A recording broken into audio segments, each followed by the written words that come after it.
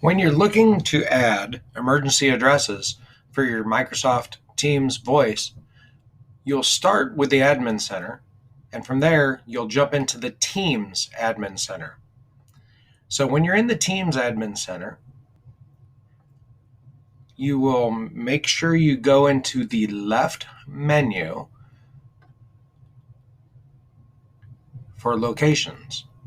And inside of locations, select emergency addresses. Emergency addresses are required for 911 ability. So if you were to make a call, that 911 would be able to know where your physical location would be. So, and you can, with the phone system, you might have more than one address. So you can add multiple locations and assign those to users as needed. To do so, you start with add. When you're in the add, you have to start with the name, and then you add the region where it's located.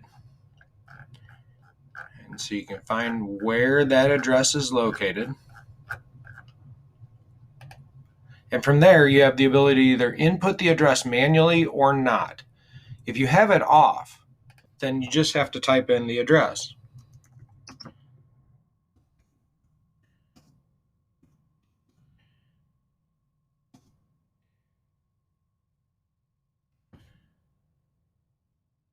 If you select that address, it's going to pull it up on a map that will have you help verify that that's where it is.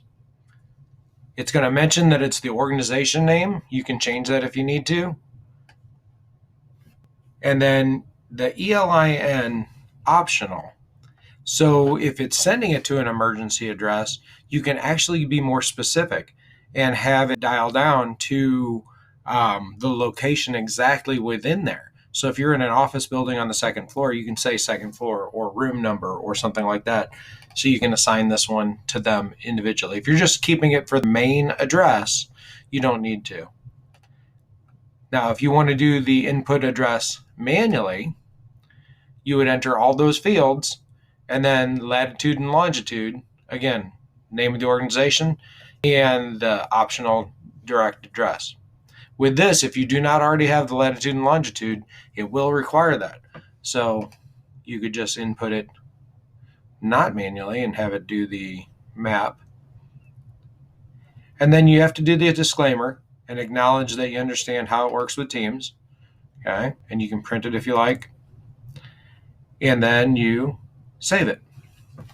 And then what it'll do is once it saves, it will add it to your list of emergency addresses. This can be assigned to your users in those different locations. So if you have multiple locations and you assign them numbers, you can assign them emergency addresses. So if they have to call 911, it will locate them